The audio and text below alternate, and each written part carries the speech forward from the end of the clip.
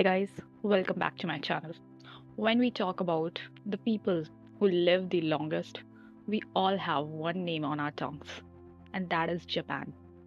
But what is so special about Japanese people that their lifespan is far longer than the average lifespan of humans? Let's understand in this video and also learn how we can live a life worth living. There's a village in Japan where people live the longest. The average lifespan of women here is 87 years, which often makes us wonder what actually they do so differently. Is it the air, or is it the food, or do they follow a different lifestyle? Well, a little bit combination of all, and one more mindset. Onikawans follow a lifestyle where they do not rush, they follow the flow. They do not find perfections, they find beauty in imperfections. They neither worry about the future nor overthink the past. They live in present. Let's elaborate. Ikigai. The major reasons for the longevity of Onikawans is that they follow their Ikigai. Ikigai is actually the reason you wake up every day. Something which you can do for the rest of your life. Something that makes you happy. Something which you can spend your whole life doing it. Onikawans find their Ikigai and follow it for the rest of their life. They never retire because that's the reason they wake up every day. Hayao Miyazaki, the founder of our dearest Ghibli, still at the age of 85, he refuses to retire and still work on its Ghibli art, even on national holidays. And this is the story of every Onikawan. Some people love to make noodles in a restaurant. It doesn't matter if they get so many customers or don't get any customer.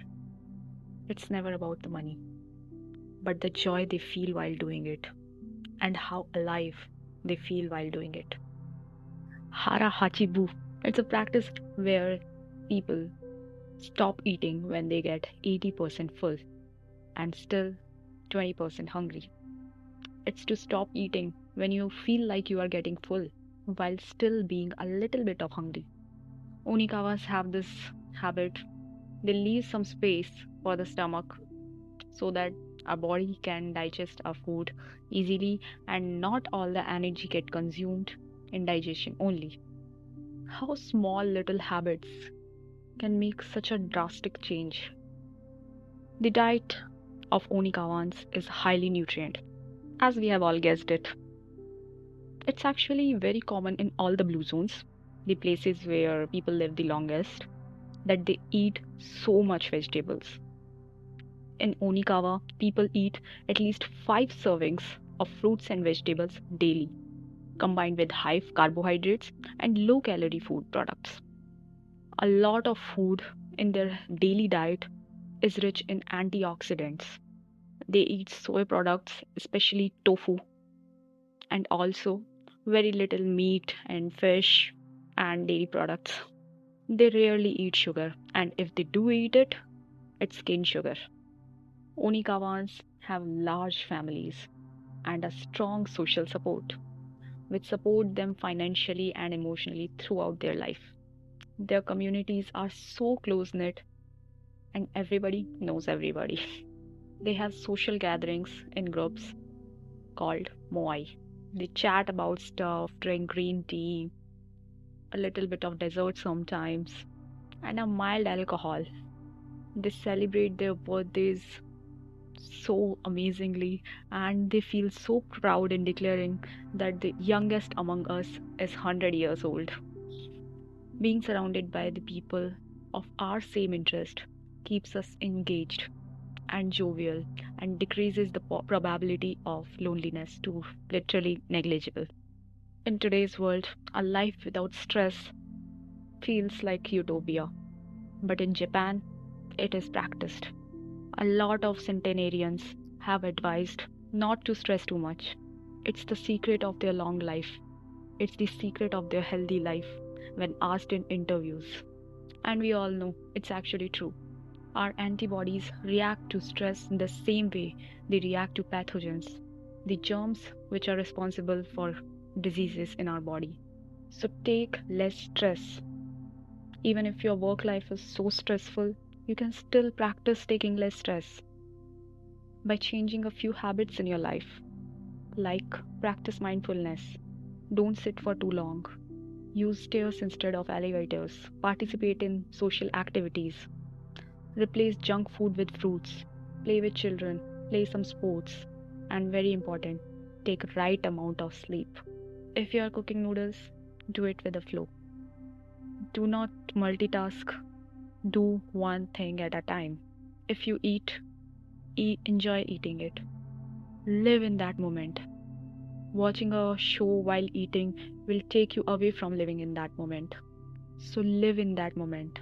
In whatever you do, whenever you are doing something, just live so deeply in that moment.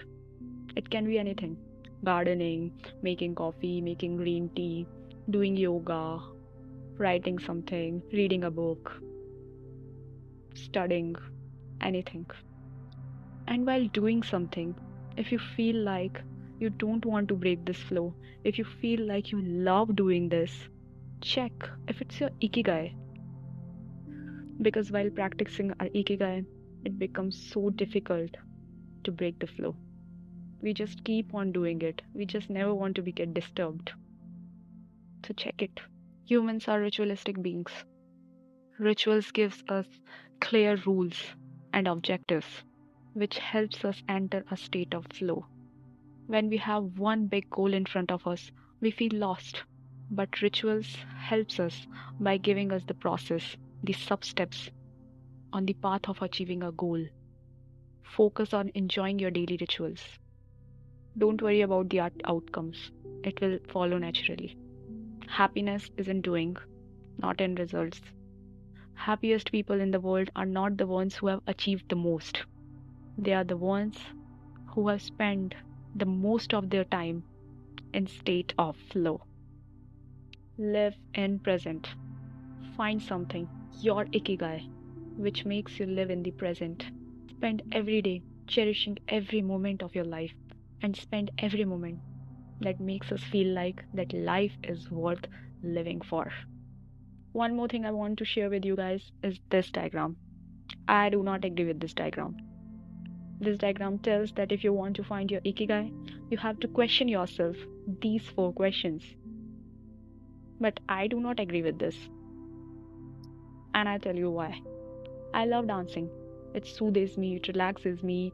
When I dance, I get in the state of flow. I love dancing. But I'm not a good dancer. I'm just an average dancer. So, do the world need a dancer like me? Maybe no. So, can I get paid from dancing? I don't think so. But is it my ikigai? Yes, it is. I have multiple ikigai, but do they satisfy with all of these 4 questions? No, they don't. Even in the book Ikigai, a lot of Onikawas have a ikigai which do not satisfy with all of these terms. Even some famous Japanese people talked about this in some interviews, that this diagram has nothing related to the real ikigai that Japanese follow. Ikigai is something that you love doing so much that you get in a state of flow, that you wake up every day just to do that, that makes your life worth living. Find your ikigai. Life is really beautiful. Thank you.